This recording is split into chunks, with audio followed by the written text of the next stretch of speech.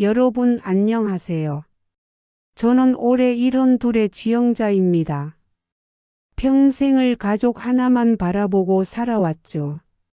그런데 제 며느리가 점집 하나에 빠져서 이렇게까지 무너질 줄은 정말 상상도 못했습니다. 그 시작은 한 남자를 만나고부터였어요. 제 아들 준호는 35에 결혼했습니다. 늦은 나이였지만 좋은 사람 만나서 다행이다 싶었어요. 며느리 수진이는 처음 봤을 때부터 참 얌전하고 차분한 아이였습니다. 목소리도 작고 웃을 때도 조심스럽게 웃는 그런 사람이었죠. 결혼하고 2년 동안은 별 탈 없이 지냈어요. 큰 갈등도 없었고 오히려 제가 며느리한테 더 잘해주려고 애쓸 정도였습니다. 그런데 작년 봄부터였나요? 뭔가 달라지기 시작했어요. 처음엔 사소한 거였습니다. 수진이가 집안일을 하다가 멍하니 창밖을 바라보는 시간이 많아졌어요. 밥을 하다가도 빨래를 개다가도 손을 멈추고 허공을 응시하곤 했죠. 제가 불러도 한참 뒤에야 정신을 차리고 네, 어머님 하는 시기였습니다. 요즘 무슨 걱정 있니? 제가 물었을 때 수진이는 고개를 저으며 말했어요. 아니에요, 어머님. 그냥 요즘 잠을 잘 못 자서 그런가 봐요. 그래서 전 걱정이 돼서 따뜻한 차도 끓여주고 밤에 산책도 같이 하자고 했습니다. 하지만 수진이는 점점 더 깊은 곳으로 빠져들고 있었어요. 제가 모르는 사이에 말이죠. 어느 날 수진이가 외출한다고 했습니다. 친구 만나러 간다고 했는데 옷차림이 평소와 달랐어요. 화장도 진하게 했고 향수도 뿌렸더군요. 그때는 그냥 친구 만나니까 좀 꾸민 거겠지 했습니다. 하지만 그날 저녁 수진이가 돌아왔을 때 표정이 이상했어요. 뭐랄까요? 들뜬 것도 같고 불안한 것도 같고 복잡한 감정이 얼굴에 다 드러나 있었습니다. 손에는 빨간색 천으로 싼 작은 무언가를 들고 있었어요. 그게 뭐니? 제가 물었습니다. 이거요? 친구가 준 부적이에요. 요즘 제가 좀 안 좋아 보인다고 용하다는 곳에서 받아왔대요. 부적. 그때만 해도 전 별로 대수롭지 않게 생각했습니다. 요즘 젊은 사람들도 그런 거 하나씩 가지고 다니잖아요. 하지만 그게 시작이었습니다. 그 뒤로 수진이는 자꾸 어딘가에 다녀왔어요. 처음엔 일주일에 한 번, 그 다음엔 일주일에 2번, 나중엔 거의 매일같이 외출했습니다. 항상 친구 만나요? 병원 갔다 올게요. 마트 다녀올게요. 같은 핑계였죠. 그런데 이상한 건 마트에 갔다고 하면서 장을 본 적이 거의 없다는 거였어요. 병원에 갔다는데 약 봉투도 진료비 영수증도 없었습니다. 제가 넌지시 물어보면 그냥 상담만 했어요 하고 넘어가곤 했죠.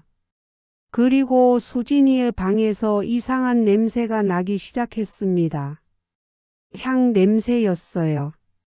그냥 일반적인 방향제 냄새가 아니라 절이나 굿판에서 맡을 법한 진한 백단향 같은 거였죠. 처음엔 요즘 젊은 사람들이 그런 거 좋아하나 싶었는데 점점 그 냄새가 강해졌어요. 어느 날 밤 화장실에 가려고 일어났다가 수진이 방 앞을 지나가게 됐습니다. 불이 켜져 있었고 문틈으로 수진이의 목소리가 들렸어요. 네, 선생님. 알겠습니다. 제가 그렇게 할게요. 목소리가 떨리고 있었습니다. 누군가와 통화 중이었던 거죠. 그런데 그 말투가 평소 수진이와는 너무 달랐어요. 뭔가 액을 하는 듯한 간절한 어조였습니다. 선생님이 그렇게 말씀하시면 저는 어떻게든 해야죠. 제가 선택받은 거니까요. 선택받았다고요? 전 그 순간 소름이 돋았습니다. 대체 누구와 통화하는 걸까요? 무슨 선택을 받았다는 걸까요? 다음 날 아침 수진이는 평소보다 일찍 일어나서 정갈하게 옷을 차려입었어요. 또 외출 준비였습니다. 오늘은 어디 가니? 어머님, 오늘은 중요한 일이 있어서요. 좀 늦을 수도 있어요. 무슨 일인데? 그냥 개인적인 일이에요. 수진이는 더 이상 말하지 않았습니다. 그리고 나가면서 가방 안에서 뭔가를 확인하더니 문을 닫고 나갔어요. 저는 참을 수 없었습니다. 뭔가 잘못되고 있다는 느낌이 너무 강했거든요. 그래서 수진이가 나간 뒤 몰래 그 방에 들어가 봤습니다. 방 안은 평소와 달리 정돈돼 있었어요. 하지만 책상 서랍을 열어보니 제 예상이 맞았습니다. 그곳엔 각종 부적과 작은 종이 쪽지들이 가득했어요. 쪽지엔 손글씨로 이런 문구들이 적혀 있었습니다. 신이 당신을 선택했습니다. 당신은 특별한 사명을 가진 사람입니다. 이 길을 가는 것이 당신의 운명입니다. 그리고 명함 한 장이 있었습니다. 거기엔 이렇게 적혀 있었어요. 천운당 마이너스 영험한 신내림 상담 마이너스 김태준. 전화번호와 주소도 적혀 있었습니다. 주소를 보니 우리 집에서 차로 30분 정도 떨어진 곳이었어요. 주택가 골목 안쪽에 있는 작은 건물이었습니다. 저는 그 순간 직감했습니다. 수진이가 빠져든 곳이 바로 여기구나. 그리고 이 김태준이라는 사람이 수진이를 이상하게 만들고 있구나. 그날 이후 저는 수진이를 더 주의 깊게 관찰했습니다. 그리고 점점 더 많은 것들이 눈에 들어왔어요. 수진이는 밤마다 누군가에게 메시지를 보냈습니다. 핸드폰을 보며 조심스럽게 웃기도 하고 때로는 진지한 표정으로 긴 글을 타이핑하기도 했죠. 제가 다가가면 화들짝 놀라며 화면을 끄곤 했어요. 누구한테 연락하니? 아, 그냥 친구요. 하지만 그 표정은 거짓말하는 사람의 표정이었습니다. 그리고 수진이의 옷차림도 변했어요. 예전엔 수수하고 단정한 옷을 주로 입었는데 요즘엔 화려한 색깔의 옷을 입기 시작했습니다. 목걸이도 자주 바꿔 차고 귀걸이도 길고 화려한 걸 했어요. 화장도 진해졌고요. 제가 요즘 예뻐졌네 하고 말하면 수진이는 어색하게 웃으며 그냥 기분 전환하려고요 했습니다. 하지만 전 알았어요. 이건 기분 전환이 아니라는 걸. 누군가에게 보이기 위한 거라는 걸. 그 즈음 아들 준호도 뭔가 이상하다고 느끼기 시작했습니다. 어느 날 준호가 제게 조심스럽게 물었어요. 어머니, 수진이가 요즘 좀 이상하지 않아요? 이상하다니? 집에 있어도 정신이 없는 것 같고 저한테 말도 잘 안 하고. 전엔 안 그랬거든요. 준호는 걱정스러운 표정이었습니다. 전 준호에게 제가 발견한 명함 이야기를 할까 말까 고민했지만 일단 확실한 걸 알아본 뒤에 말하기로 했어요. 아마 요즘 스트레스가 좀 있나 보다. 내가 한번 대화해 볼게. 하지만 수진이와의 대화는 쉽지 않았습니다. 제가 조심스럽게 물어보면 수진이는 항상 괜찮아요. 아무것도 아니에요 하며 피했거든요. 그러던 어느 날 결정적인 순간이 왔습니다.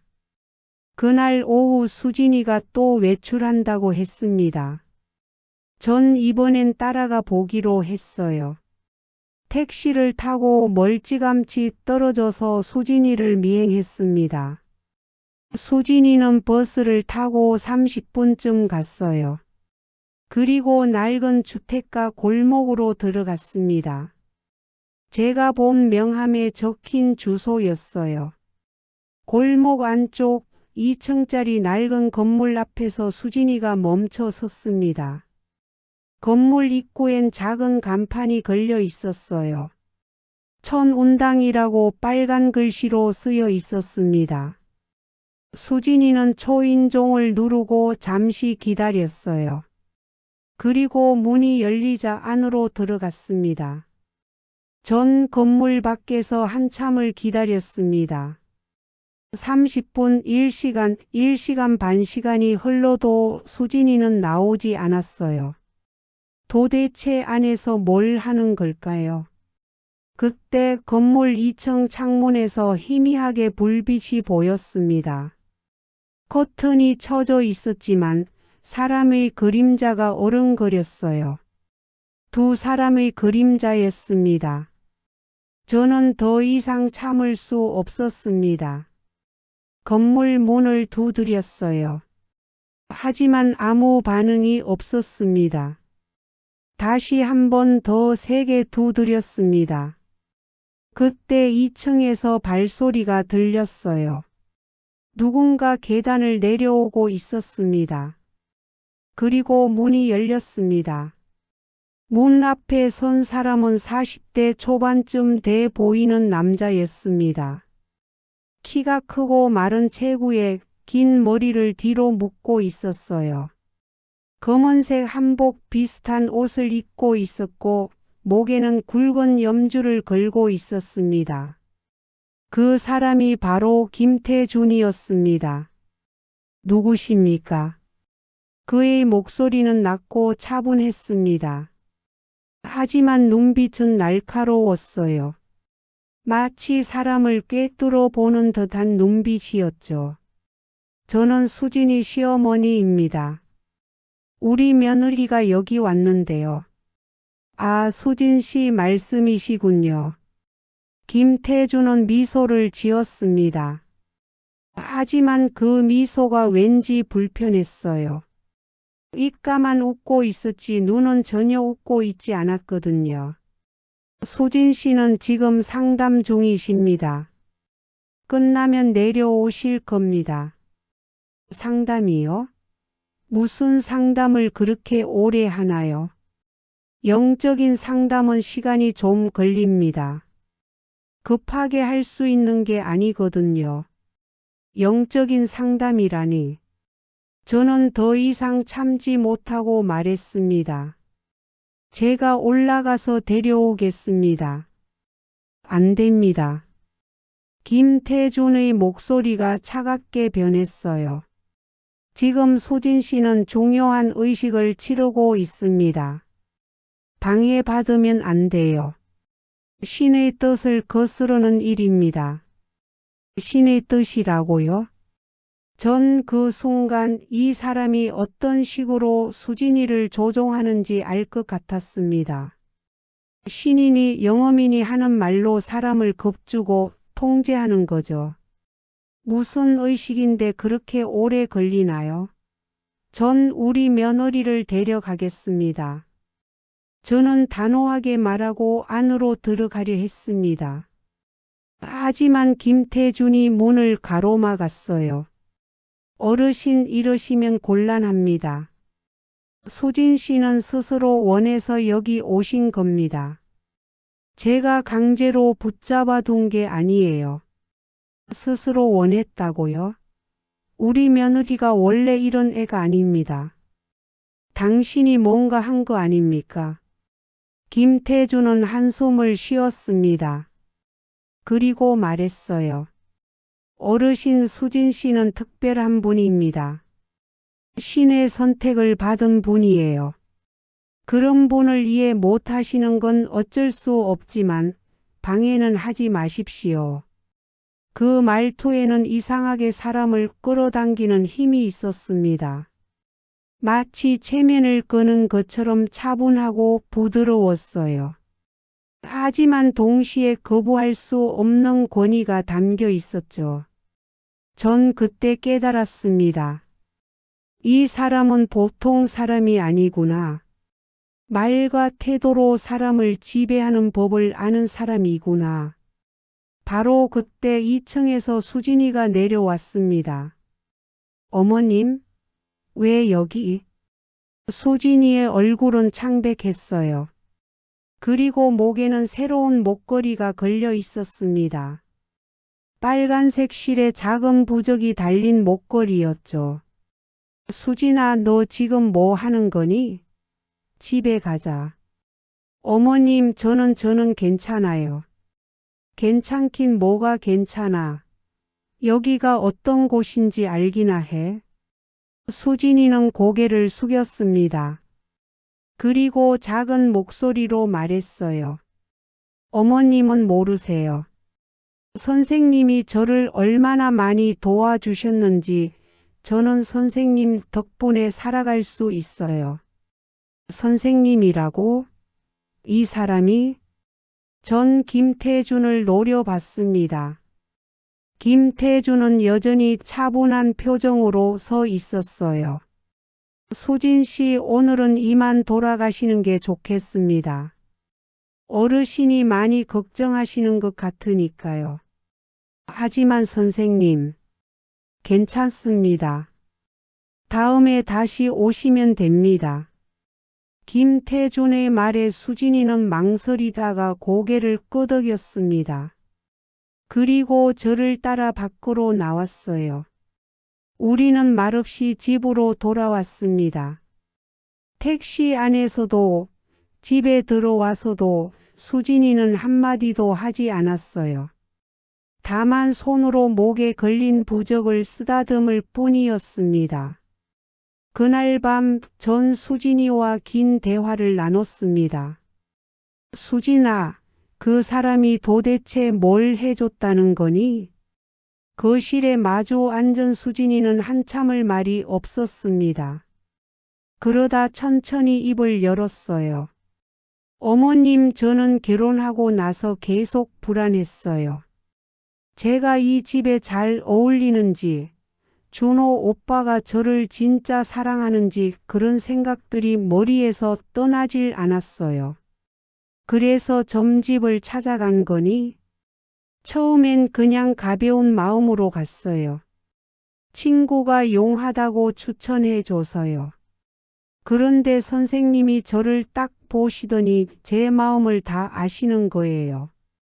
제가 말하지도 않았는데 제 고민을 정확하게 맞추셨어요. 콜드 리딩이라는 기술이 있습니다. 사람의 표정과 말투, 행동을 관찰해서 그 사람의 속마음을 추측하는 거죠. 사기꾼들이 자주 쓰는 수법입니다. 김태준도 그런 기술을 쓴 게 분명했어요. 그래서 계속 찾아간 거야? 네, 선생님은 저한테 말씀하셨어요. 제게 특별한 기운이 있다고. 신이 저를 선택했다고. 저 같은 사람은 흔치 않대요. 그래서 신의 뜻을 따라야 한다고. 신의 뜻? 그게 뭔데? 수진이는 잠시 망설였습니다. 그리고 조심스럽게 말했어요. 선생님 말씀으로는 저는 전생의 무녀였대요. 그래서 이번 생에도 영적인 사명을 가지고 태어났다고 하셨어요. 그 사명을 완수하면 제 삶이 행복해진다고. 전 한숨이 나왔습니다. 이런 허무맹랑한 얘기를 믿다니. 하지만 수진이의 눈빛은 진지했어요. 진심으로 믿고 있었습니다. 수진아, 그 사람 말이 다 거짓말이야. 그런 식으로 사람들 현혹해서 돈 뜯어내는 사기꾼들이 얼마나 많은데. 아니에요, 어머님. 선생님은 그런 분이 아니에요. 선생님은 저한테 돈을 요구한 적도 없어요. 그냥 저를 도와주고 싶어 하실 뿐이에요. 돈을 안 받는다고? 그럼 뭘 받는데? 수진이는 대답하지 못했습니다. 고개를 숙인 채 입술만 깨물고 있었어요. 전 그 순간 직감했습니다. 김태준이 원하는 건 돈이 아니구나. 다른 거구나. 수진아, 솔직하게 말해봐. 너 그 사람한테 뭘 해주고 있는 거니? 저는 그냥 선생님이 시키는 대로 하고 있을 뿐이에요. 신의 뜻이니까요. 무슨 뜻인지 구체적으로 말해봐. 수진이는 한참을 망설이더니 작은 목소리로 말했어요. 선생님은 가끔 제게 부탁을 하세요. 의식에 필요한 물건을 사다 달라거나 어떤 장소에 가서 기도를 하라고 하시거나 그리고 가끔은 선생님이 외로워 보이실 때 곁에 있어 달라고 하세요. 곁에 있어 달라고? 네, 선생님은 혼자 사세요. 가족도 없고 친구도 없대요. 그래서 가끔 외롭다고 누군가와 이야기하고 싶다고 하세요. 전 소름이 돋았습니다. 이건 명백한 조종이었어요. 외로움을 핑계로 수진이를 자기 곁에 붙잡아 두는 거였죠. 수진아, 그 사람이 너한테 뭘 더 요구하진 않았니? 말해봐. 어머님, 아니에요. 선생님은 그런 분이 아니에요. 그럼 왜 내 목에 그런 목걸이를 걸어준 거니? 왜 내 방에선 이상한 향 냄새가 나는 거니? 수진이는 더 이상 대답하지 못했습니다. 눈가에 눈물이 고였어요. 전 수진이의 손을 잡았습니다. 수진아, 넌 지금 이용당하고 있는 거야. 그 사람은 신의 뜻이니 뭐니 하면서 널 조종하고 있어. 제발 정신 차려. 하지만 수진이는 고개를 저었습니다. 어머님은 모르세요. 선생님이 저한테 얼마나 소중한 분인지 저는 선생님 없이는 못 살아요. 그 말을 들은 순간 전 깨달았습니다. 수진이는 이미 너무 깊이 빠져버렸구나. 단순한 미신이나 점술 믿음이 아니라 김태준이라는 사람 자체에 의존하게 된 거구나. 그날 이후 저는 김태준에 대해 알아보기 시작했습니다. 인터넷을 검색하고 주변 사람들에게 물어보고 심지어 그 동네까지 직접 가서 이웃 사람들한테 물어봤어요. 그리고 충격적인 사실을 알게 됐습니다. 김태준은 10년 전부터 그곳에서 점집을 운영하고 있었어요. 하지만 평범한 점집이 아니었습니다. 그는 주로 중년 여성들을 타깃으로 삼았어요. 불안하고 외롭고 의지할 곳 없는 여자들 말이죠. 처음엔 친절하게 상담을 해줍니다. 그 사람의 고민을 들어주고 위로해주고 신의 선택을 받았다고 지켜 세워주죠. 그리고 점점 더 자주 오게 만듭니다. 의식이 필요하다느니 기도를 해야 한다느니 하면서요. 그러다 어느 순간 관계가 변합니다. 상담자와 내담자의 관계가 아니라 더 사적이고 개인적인 관계로 바뀌는 거죠. 김태준은 그 여자들에게 특별한 존재가 됩니다. 신과 자기를 연결해주는 사람, 자기 없이는 살 수 없는 사람으로 만들어버리는 거예요. 그리고 동네 사람들의 정언에 따르면 그렇게 김태준에게 빠진 여자들이 여럿 있었다고 합니다. 그중 몇몇은 가정이 파탄났고 어떤 이는 남편과 이혼까지 했대요. 모두 김태준 때문이었습니다. 그 사람 여자들 꼬시는 재주가 있어요. 신인이 뭐니 하면서 사람을 홀려요. 동네 슈퍼 주인 아주머니가 제게 말했습니다. 작년에도 한 분이 그 집에 들락날락하더니 결국 집을 나갔어요. 남편이 아무리 말려도 소용없었대요. 그 김태준이란 사람이 자기 없으면 죽는다고 했다나 뭐라나. 전 그 이야기를 듣고 온몸에 소름이 돋았습니다. 수진이도 그렇게 될 수 있다는 생각에 잠을 잘 수가 없었어요. 집에 돌아와서 아들 준호에게 모든 걸 말했습니다. 처음엔 준호도 믿지 못했어요. 어머니, 그게 무슨 말씀이세요? 수진이가 점집에 다닌다고요? 그냥 점집이 아니야. 그 남자가 수진이를 조종하고 있어. 내 아내가 지금 위험해. 준호는 얼굴이 창백해졌습니다. 그리고 그날 밤 준호는 수진이와 큰 싸움을 했어요. 당신 대체 뭐 하는 거야? 나한테 거짓말하고 그 남자 만나러 다닌 거야? 오빠 아니야. 그건 오해야. 무슨 오해? 어머니한테 다 들었어. 당신 그 사람한테 빠져서 집안일도 제대로 안 하고 맨날 그 사람 생각만 하고 있다며. 아니야, 오빠. 선생님은 그냥 나를 도와주시는 분이야. 나는 그분 덕분에 살아가고 있다고. 도와준다고? 무슨 도움을 받는데? 구체적으로 말해봐. 수진이는 울기 시작했습니다. 하지만 제대로 된 대답은 하지 못했어요. 그저 오빠는 몰라. 선생님은 나한테 소중한 분이야 같은 말만 반복했죠. 준호는 결국 수진이에게 말했습니다. 당신 그 사람 다시 만나면 나하고 끝이야. 알아들었어? 하지만 수진이는 대답하지 않았습니다. 그냥 방으로 들어가서 문을 잠가 버렸어요. 그날 밤 전 수진이 방문 앞에서 소리를 들었습니다. 수진이가 누군가와 통화하고 있었어요. 선생님, 저 어떡하죠? 남편이랑 시어머니가 다 알아버렸어요. 네, 알겠어요. 제가 잘못했어요. 제가 조심하지 못해서. 선생님, 저 선생님 없으면 정말 못 살아요. 제발 저를 버리지 말아주세요. 목소리가 떨리고 있었습니다.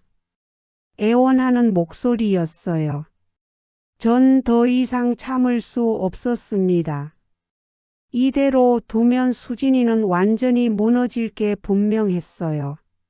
그 남자한테 완전히 종속돼서 가족도 버리고 자기 삶도 버리고 그 사람만 쫓아다니게 될 거였습니다. 전 결심했습니다. 직접 김태준을 만나서 수진이한테서 손을 떼라고 하겠다고. 다음 날 오전 전 혼자 천운당을 찾아갔습니다. 초인종을 눌렀더니 김태준이 문을 열었어요. 어르신 또 오셨네요. 당신하고 할 얘기가 있어요. 들어오시죠. 김태준은 저를 2층으로 안내했습니다. 방 안은 어두웠어요. 창문엔 검은 커튼이 쳐져 있었고 곳곳에 촛불이 켜져 있었습니다. 벽에는 각종 부적과 신상들이 걸려 있었고 방 한가운데엔 제단 같은 게 마련돼 있었어요. 앉으시죠. 김태준은 방석을 내밀었습니다. 전 앉지 않고 서서 말했어요. 우리 며느리한테서 손 떼요. 손을 떼다니 무슨 말씀이신지. 시침이 떼지 마세요. 당신이 수진이한테 뭘 하고 있는지 다 알아요. 신의 뜻이니 뭐니 하면서 사람 조종하는 거 당신이 처음이 아니잖아요. 이미 다른 여자들도 당신한테 당했다고 들었어요. 김태준은 미소를 지었습니다. 여전히 차분한 표정이었어요. 어르신 오해가 있으신 것 같습니다. 저는 수진 씨를 조종한 적 없습니다. 수진 씨가 스스로 원해서 저를 찾아온 거예요. 스스로 원했다고요? 당신이 세뇌를 시켰잖아요. 신의 선택을 받았다느니 특별한 사명이 있다느니 하면서 그건 사실입니다. 수진 씨는 정말로 특별한 기운을 가진 분이에요. 제가 거짓말을 한 게 아닙니다. 당신 같은 사기꾼 말은 믿지 않아요. 당장 수진이한테 연락 끊고 다시는 만나지 마세요. 김태준은 한숨을 쉬었습니다. 그리고 천천히 말했어요. 어르신, 제가 수진 씨를 만나지 말라고 하면 수진 씨가 어떻게 될 것 같으세요? 뭐? 수진 씨는 지금 저를 의지하고 있어요. 저 없이는 살 수 없을 정도로요. 만약 제가 갑자기 수진 씨를 버리면 수진 씨는 무너질 겁니다. 어쩌면 극단적인 선택을 할 수도 있어요. 전 그 말에 소름이 돋았습니다. 이 사람은 수진이를 인질로 잡고 있는 거나 다름없었어요. 그건 당신이 그렇게 만든 거잖아요. 아니요. 수진 씨가 원래 그런 사람이에요.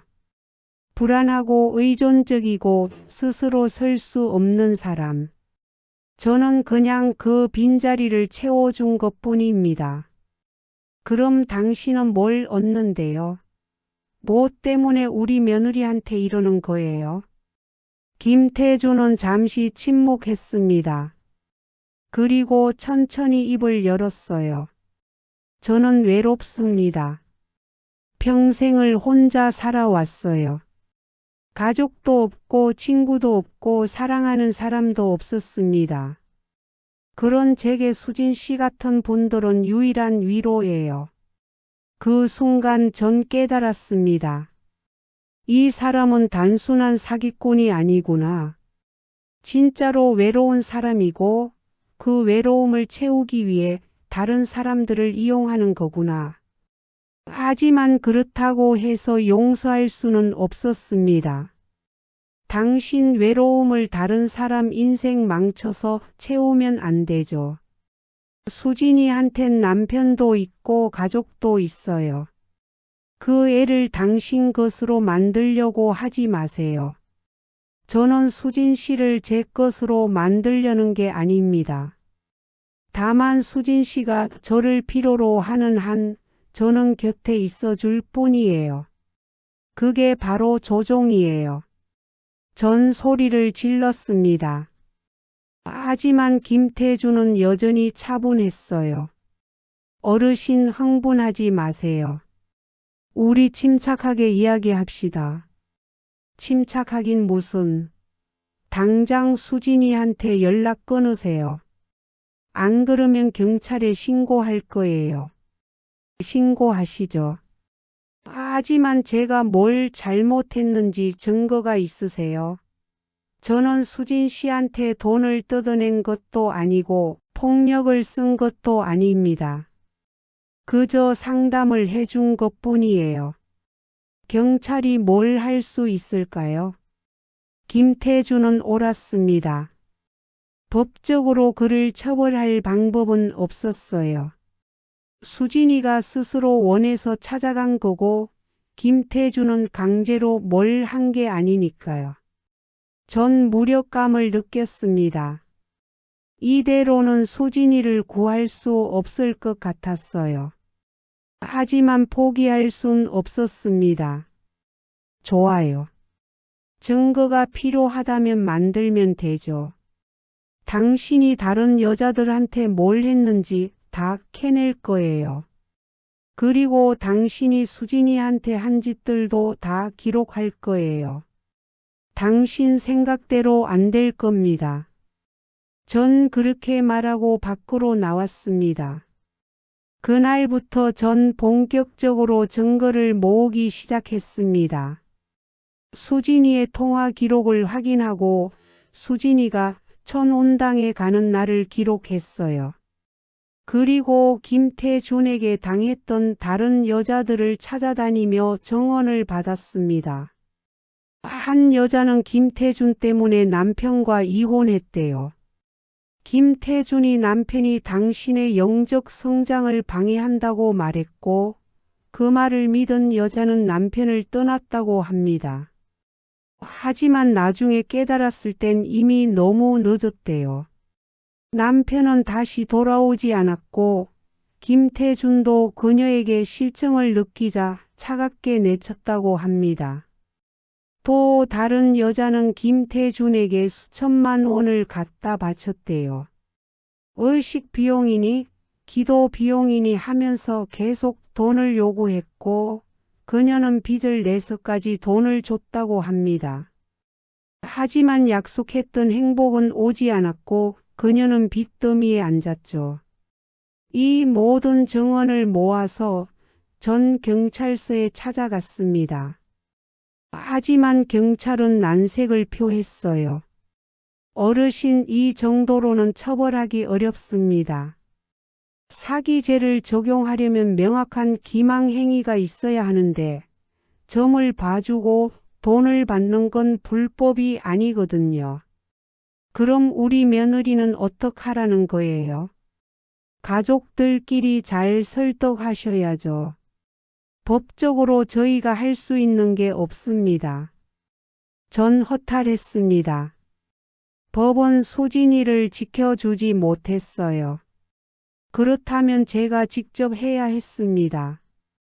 그날 밤 전 수진이를 불러서 마지막으로 대화를 시도했습니다.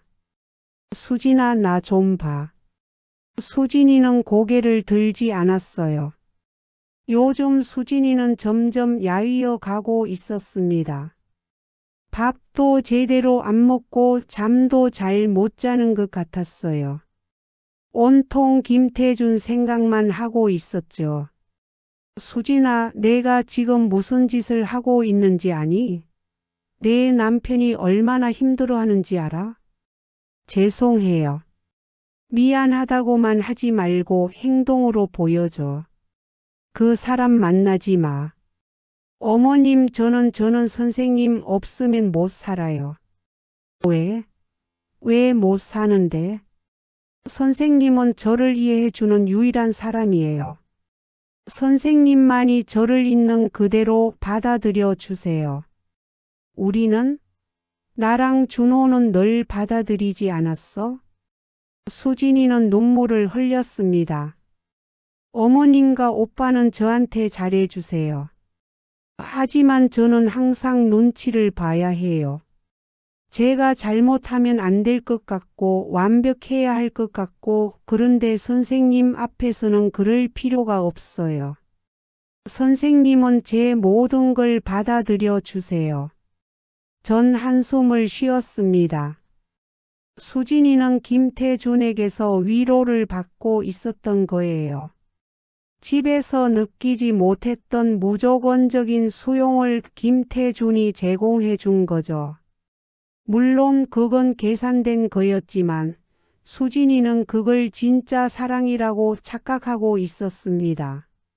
수진아, 그 사람이 너한테 해주는 말들은 다 거짓말이야. 그 사람은 너를 진짜로 아끼는 게 아니라 이용하고 있는 거야. 아니에요. 선생님은 진심이에요.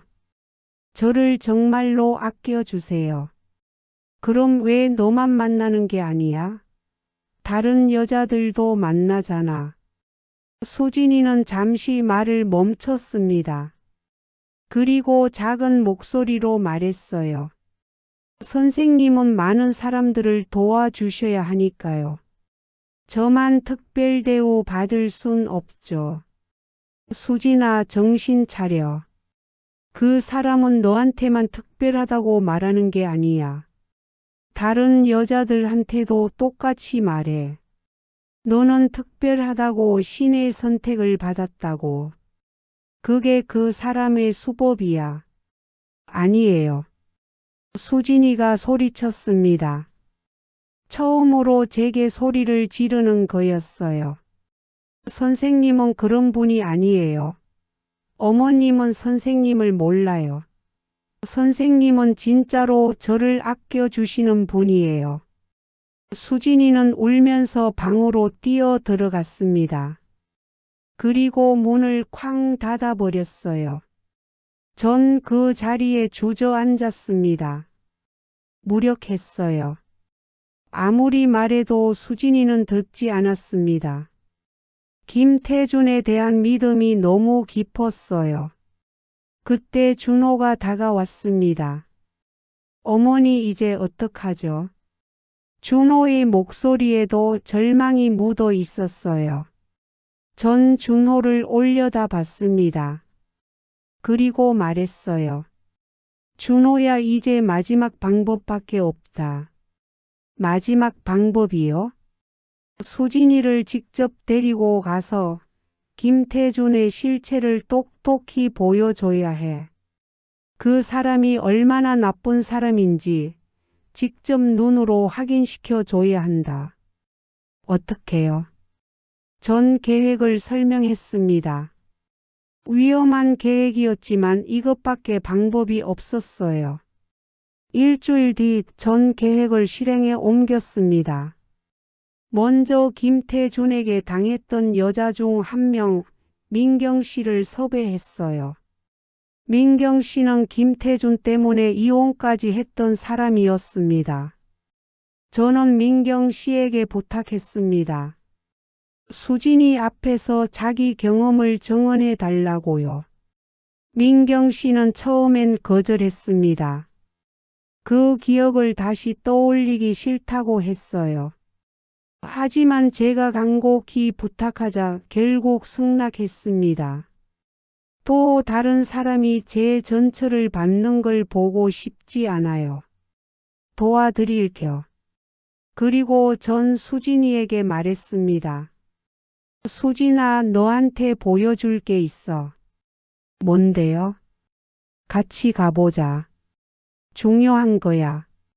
수진이는 의아해했지만 결국 따라왔어요. 전 수진이를 데리고 근처 카페로 갔습니다. 그곳엔 민경 씨가 기다리고 있었어요. 이분이 누구세요? 수진이가 물었습니다. 이분도 너처럼 김태준 선생님을 만났던 사람이야. 수진이의 얼굴이 굳었어요. 민경 씨는 천천히 자기 이야기를 시작했습니다. 저는 3년 전에 김태준 씨를 만났어요. 그때 저는 결혼 생활이 힘들었죠. 남편이랑 자주 싸웠고 시댁 식구들과도 사이가 안 좋았어요. 그러던 중에 친구가 용하다는 점집이 있다고 소개해 줬어요. 수진이는 민경 씨의 이야기를 듣고 있었습니다. 처음 갔을 때 김태준 씨는 정말 친절했어요. 제 이야기를 다 들어주고 위로해주고 저는 특별한 사람이라고 말해줬죠. 신의 선택을 받았다고요. 저는 그 말에 빠져들었어요. 집에선 아무도 저를 이해해 주지 않았는데 김태준 씨만이 저를 알아줬거든요. 그래서 자주 찾아갔어요. 일주일에 한 번, 그 다음엔 일주일에 3번, 나중엔 거의 매일 갔죠. 수진이의 손이 떨리기 시작했습니다. 김태준 씨는 점점 더 많은 걸 요구했어요. 처음엔 의식 비용이라고 돈을 달라고 했어요. 그 다음엔 자기가 외롭다고 곁에 있어 달라고 했죠. 저는 다 들어줬어요. 그 사람 없으면 못 살 것 같았거든요. 그래서 어떻게 됐어요? 수진이가 작은 목소리로 물었습니다. 저는 남편을 버렸어요. 김태준 씨가 남편이 제 영적 성장을 방해한다고 했거든요. 그래서 이혼했어요. 그리고 김태준 씨만 바라봤죠. 민경 씨의 목소리가 떨렸어요. 하지만 이혼하고 나서 얼마 안 돼서 김태준 씨가 저한테 차갑게 대하기 시작했어요. 연락해도 답이 없고 찾아가도 바쁘다고 안 만나주고 나중에 알고 보니 다른 여자가 생긴 거였어요. 저처럼 의지하는 새로운 여자가요. 수진이는 얼굴이 창백해졌습니다. 저는 버려진 거예요. 김태준 씨한테 이용만 당하고 다 쓰고 나니까 버려진 거죠. 지금 저는 혼자예요. 남편도 없고 가족도 없고 아무것도 없어요. 제 인생이 완전히 망가졌어요. 민경 씨는 눈물을 흘렸습니다. 당신도 저처럼 되지 마세요. 지금이라도 정신 차리세요. 김태준은 당신을 진짜로 아끼는 게 아니에요. 그냥 이용하고 있을 뿐이에요. 수진이는 고개를 저었습니다. 아니에요. 선생님은 저한테는 다르게 대하세요. 저한테는 진심이에요. 저도 그렇게 생각했어요. 하지만 아니었어요. 그 사람은 모든 여자한테 똑같이 말해요. 당신은 특별하다고 나만 믿으라고. 아니에요. 수진이가 소리치며 자리에서 일어났습니다. 선생님은 그런 분이 아니에요. 당신은 선생님을 제대로 이해하지 못한 거예요. 수진이는 카페를 뛰쳐나갔습니다. 전 급히 뒤따라갔어요. 수진아, 잠깐만. 하지만 수진이는 멈추지 않았습니다. 그리고 어디론가 전화를 걸었어요. 김태준에게였죠. 선생님, 저 지금 너무 혼란스러워요. 만나서 얘기 좀 할 수 있을까요? 전 그 전화를 들으며 가슴이 답답했습니다. 민경 씨의 정언도 소용이 없었어요. 수진이는 여전히 김태준을 믿고 있었습니다. 그날 밤 수진이는 집에 돌아오지 않았습니다. 휴대폰도 꺼져 있었어요. 준호는 미칠 듯이 걱정했고 전 어디로 갔는지 뻔히 알면서도 어찌할 바를 몰랐습니다. 새벽 3시쯤 수진이가 돌아왔어요. 얼굴이 퉁퉁 붓고 눈이 충혈돼 있었습니다. 한참을 울었던 것 같았어요. 어디 갔었니? 제가 물었습니다. 선생님한테 갔었어요. 그 사람이 뭐라고 하던? 수진이는 한참을 침묵하다가 천천히 말했어요. 선생님은 저한테 선택하라고 하셨어요. 선택? 가족을 선택할 건지 아니면 신의 길을 선택할 건지. 전 소름이 돋았습니다. 김태준은 수진이한테 극단적인 선택을 강요하고 있었던 거예요. 수진아, 내 대답은 뭐였니? 수진이는 눈물을 흘리며 말했습니다. 저는 모르겠어요. 어머님, 저 진짜 모르겠어요. 제가 뭘 해야 할지. 처음으로 수진이가 흔들리고 있었습니다. 김태준에 대한 믿음에 균열이 생기기 시작한 거예요. 전 그 순간을 놓치지 않았습니다. 수진아, 나하고 같이 가자. 그 사람 만나러. 왜요? 내가 직접 그 사람한테 물어볼 거야. 내가 듣고 있는 앞에서 말이야. 수진이는 망설였습니다. 하지만 결국 고개를 끄덕였어요. 다음 날 오후 우리는 함께 천운당을 찾아갔습니다. 수진이와 저 그리고 준호까지 3명이서 갔어요. 김태준은 우리를 보고 미간을 찌푸렸습니다. 이게 무슨 일입니까? 들어갈게요. 우리는 안으로 들어갔습니다. 2층 방에 앉았죠. 김태준은 불편한 표정이었지만 어쩔 수 없다는 듯 맞은편에 앉았습니다. 김태준 씨, 당신한테 물어볼 게 있어요. 전 차분하게 말문을 열었습니다. 당신은 수진이한테 뭐라고 했습니까? 가족을 선택할지 신의 길을 선택할지 고르라고 했다면서요. 김태준은 잠시 침묵했습니다.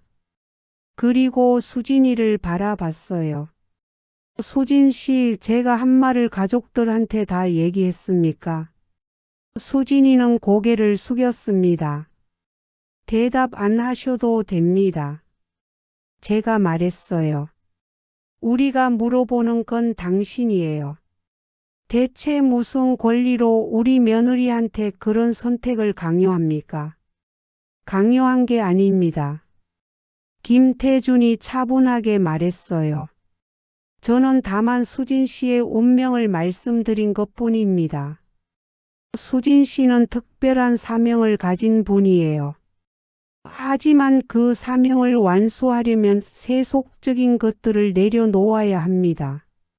세속적인 것들이요? 가족을 말하는 겁니까? 그렇습니다. 가족에 대한 집착은 영적 성장을 방해합니다. 전 피식 웃음이 나왔습니다. 참 편한 논리네요. 당신이 원하는 대로 수진이를 조종하려면 가족이 방해되니까 떼어놓겠다는 거 아닙니까? 조종이 아닙니다. 신의 뜻입니다. 신의 뜻이요? 제가 목소리를 높였어요. 당신이 신입니까? 신의 뜻을 어떻게 압니까? 저는 신의 메시지를 받는 사람입니다. 신내림을 받았고 신의 음성을 듣습니다. 그래요? 그럼 지금 여기서 한번 보여주세요. 신의 음성이 뭐라고 하는지. 김태준은 미간을 찌푸렸습니다. 신의 음성은 아무 때나 들리는 게 아닙니다. 특별한 의식을 통해서만. 거짓말 그만하세요. 전 참을 수 없었습니다. 당신이 신의 음성을 듣는다고요? 웃기지 마세요. 당신은 그냥 외로운 여자들 약점 잡아서 이용하는 사기꾼일 뿐이에요. 신은 핑계고 당신이 원하는 건 여자들의 의존이잖아요. 어르신 말을 조심하십시오. 김태준의 목소리가 차갑게 식었습니다. 저는 지금까지 수많은 사람들을 도왔습니다. 그들의 영혼을 구원했어요. 당신이 이해 못한다고 해서 그게 거짓이 되는 건 아닙니다. 도왔다고요? 민경 씨는요? 당신 때문에 이혼하고 인생 망가진 그 사람은요? 김태준의 표정이 미묘하게 변했습니다. 민경 씨 말씀입니까? 안타까운 일이죠. 하지만 그건 민경 씨가 스스로 선택한 겁니다. 제가 강요한 게 아니에요. 당신이 남편이 영적 성장을 방해한다고 했잖아요. 그래서 이혼하라고 부추긴 거 아닙니까? 저는 다만 사실을 말씀드렸을 뿐입니다. 민경 씨의 남편은 실제로 그분의 영적 성장에 부정적인 영향을 미치고 있었어요. 그걸 지적한 게 잘못입니까? 그럼 이혼하고 나서 왜 민경 씨를 버렸습니까? 왜 연락도 안 받고 차갑게 대했습니까? 김태준은 잠시 침묵했습니다. 그리고 말했어요. 민경 씨는 더 이상 제 도움이 필요하지 않았습니다. 그분은 이미 충분히 성장했어요. 그래서 홀로 서기를 시켜드린 겁니다. 홀로 서기요? 버린 거잖아요. 어르신의 관점에선 그렇게 보일 수 있겠죠. 하지만 영적인 관점에서는 다릅니다. 전 더 이상 참을 수 없었습니다. 이 사람은 끝까지 자기 정당화만 하고 있었어요. 그 어떤 양심의 가책도 반성도 없었습니다. 그때 준호가 입을 열었습니다. 김태존 씨, 제 아내한테서 손 떼주세요. 준호의 목소리는 떨리고 있었어요. 하지만 단호했습니다. 수진이는 제 아내입니다. 제가 사랑하는 사람이에요. 당신이 아무리 신의 뜻이니 뭐니 해도 수진이를 포기할 수 없어요. 김태준은 준호를 바라봤습니다. 준호 씨, 당신은 수진 씨를 진짜로 이해하고 있습니까? 뭐라고요? 수진 씨가 얼마나 불안해하는지, 얼마나 외로워하는지 알고 계십니까? 수진 씨는 겉으로는 괜찮은 척하지만 속으론 무너지고 있었어요. 당신도 어머님도 그걸 몰랐죠. 하지만 저는 알았습니다. 준호는 말문이 막혔습니다. 김태준의 말이 어느 정도 사실이었으니까요. 우리는 수진이가 힘들어하는 걸 눈치채지 못했어요. 맞아요. 저희가 부족했어요. 수진이 마음을 제대로 헤아리지 못했죠. 준호가 인정했습니다. 하지만 그렇다고 해서 당신이 수진이를 가져갈 권리는 없어요. 우리가 부족했다면 이제부터라도 잘하면 되잖아요. 제발 수진이를 놓아주세요. 김태준은 웃었습니다. 비웃는 듯한 웃음이었어요. 제가 놓아준다고 해서 수진 씨가 돌아갈 것 같습니까? 그리고 김태준은 수진이를 바라봤습니다. 수진 씨, 당신은 어떻게 생각합니까? 가족에게 돌아가고 싶습니까? 모든 시선이 수진이에게 쏠렸습니다. 수진이는 고개를 숙인 채 아무 말도 하지 않았어요. 한참의 침묵이 흘렀습니다. 그리고 수진이가 천천히 고개를 들었습니다. 눈가엔 눈물이 고여 있었어요. 저는 수진이의 목소리가 떨렸습니다. 저는 정말 몰랐어요. 제가 이렇게 많은 사람들을 힘들게 하고 있었다는 걸. 수진이는 준호를 바라봤습니다. 오빠 미안해요. 내가 정신이 없었어. 그리고 저를 바라봤어요. 어머님 죄송해요. 제가 어머님 말씀을 듣지 않고 제 멋대로 굴었어요. 수진이는 눈물을 흘렸습니다. 저는 제가 특별한 사람이라는 말이 듣고 싶었어요. 누군가에게 소중한 존재라는 확인이 필요했어요. 그래서 선생님 말씀에 빠져들었던 것 같아요. 김태준의 표정이 굳었습니다. 수진 씨, 지금 무슨 말을 하는 겁니까? 선생님, 수진이가 김태준을 바라봤어요. 선생님은 저한테 정말 잘해 주셨어요. 제 이야기를 들어주시고 위로해 주시고 그게 너무 고마웠어요. 그럼. 하지만 이제 깨달았어요. 선생님이 해주신 건 위로가 아니라 달콤한 거짓말이었다는 걸. 김태준의 얼굴이 일그러졌습니다. 수진 씨, 뭔 소리를 하는 겁니까? 제가 언제 거짓말을? 선생님은 저한테 말씀하셨죠. 저는 특별하다고 신의 선택을 받았다고. 저만이 선생님을 이해할 수 있다고. 수진이는 눈물을 닦으며 말을 이었습니다. 하지만 조금 전에 들었어요. 민경 씨한테도 똑같이 말씀하셨다는 걸. 아마 다른 사람들한테도 그렇게 말씀하시겠죠. 저는 특별한 게 아니었어요. 그냥 선생님한테 이용당한 거였어요. 아닙니다. 수진 씨는 진짜로 특별합니다. 김태준이 처음으로 당황한 표정을 지었어요. 다른 사람들과는 달라요. 수진 씨는 거짓말 그만하세요. 수진이가 단호하게 말했습니다. 선생님이 원했던 건 저라는 사람이 아니었어요. 그냥 선생님을 믿고 의지하고 선생님 말이라면 뭐든 들어줄 사람이 필요했던 거죠. 제가 아니어도 상관없었을 거예요. 김태준은 아무 말도 하지 못했습니다. 수진이는 목에 걸린 부적을 벗었습니다. 그리고 김태준 앞에 내려놓았어요. 선생님 그동안 감사했어요. 하지만 이제 그만할게요. 저는 제 가족에게 돌아가겠어요. 수진이는 자리에서 일어났습니다. 준호가 수진이의 손을 잡았어요. 전 수진이의 다른 손을 잡았습니다. 우리 셋은 함께 밖으로 나왔습니다. 뒤에서 김태준의 목소리가 들렸어요.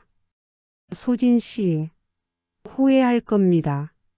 다시 돌아올 거예요. 하지만 우리는 돌아보지 않았습니다. 그날 이후 수진이는 천천히 회복되기 시작했습니다. 처음 며칠은 정말 힘들어 했어요. 밤마다 악몽을 꾸고 김태준 생각이 난다며 울기도 했습니다.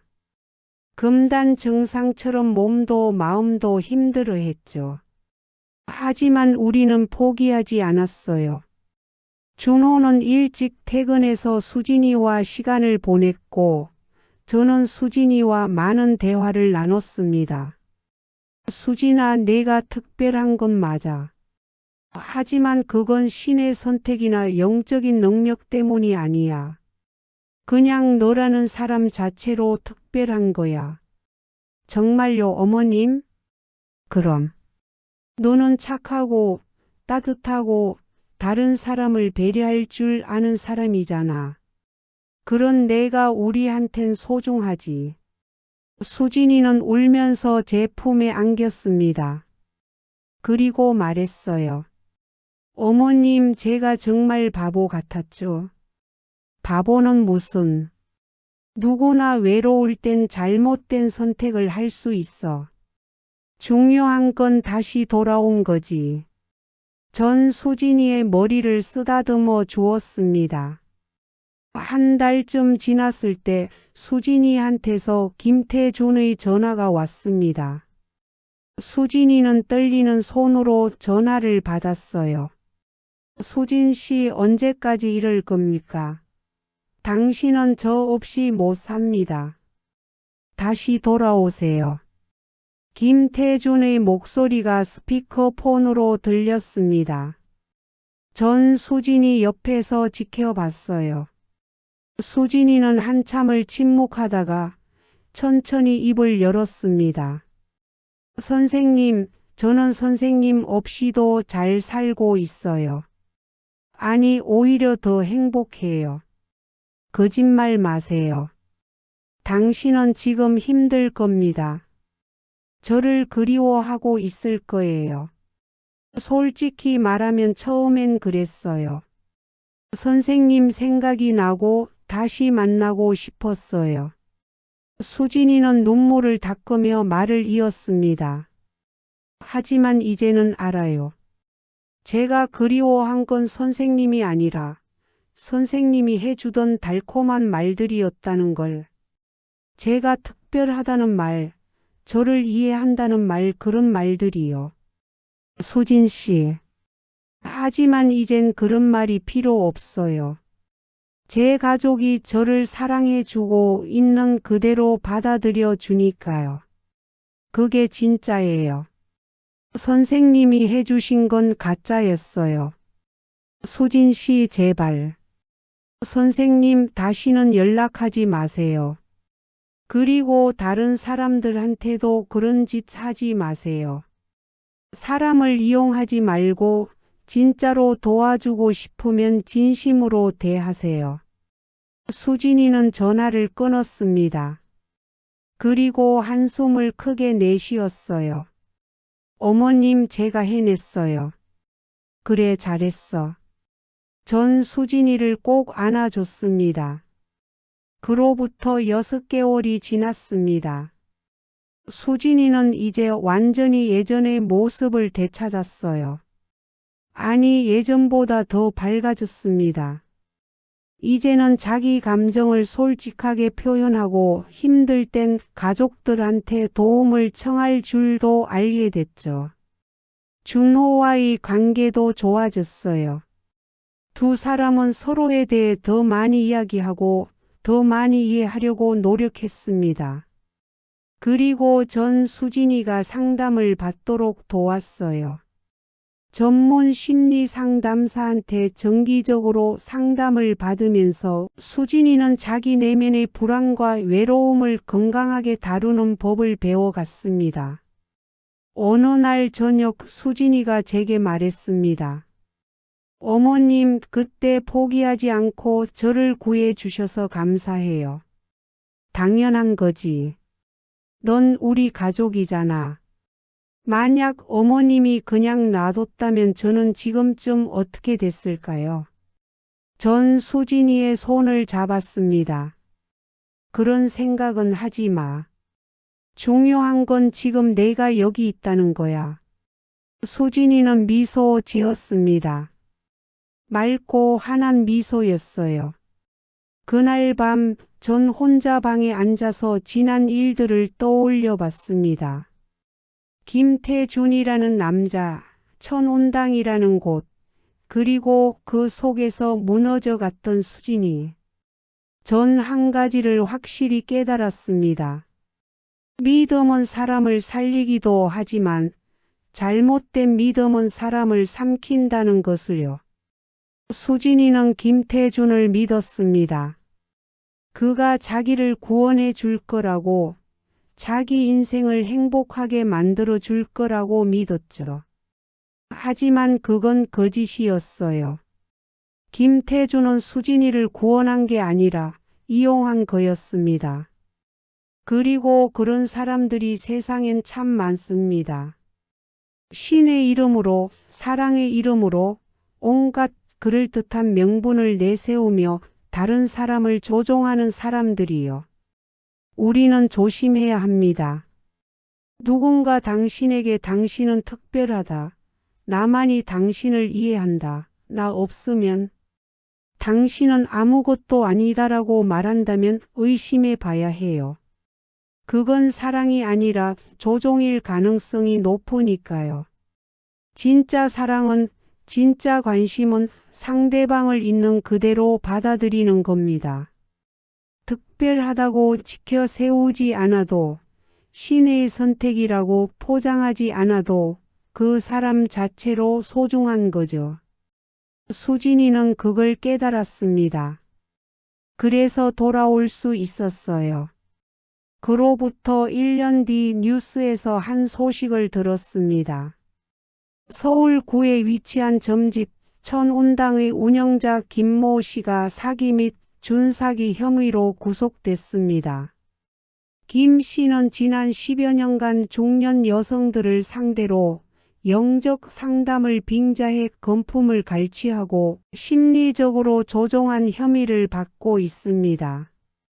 피해자는 현재까지 파악된 것만 20여 명에 달하며 전 그 뉴스를 보며 한숨을 쉬었습니다. 결국 김태준도 끝이 났군요. 하지만 그가 망가뜨린 사람들의 인생은 돌이킬 수 없었습니다. 수진이도 그 뉴스를 봤습니다. 그리고 조용히 말했어요. 제가 정말 운이 좋았네요. 어머님과 오빠가 있어서. 그래. 우리가 있었으니까 괜찮았던 거야. 전 수진이의 어깨를 토닥였습니다. 수진아, 이젠 정말 괜찮은 거지? 네, 어머님. 이젠 정말 괜찮아요. 수진이는 환하게 웃었습니다. 그 웃음엔 더 이상 불안도 의존도 없었어요. 그냥 평범하고 행복한 사람의 웃음이었습니다. 여러분, 저는 이 이야기를 통해 한 가지 말씀드리고 싶습니다. 세상엔 어두운 곳이 많습니다.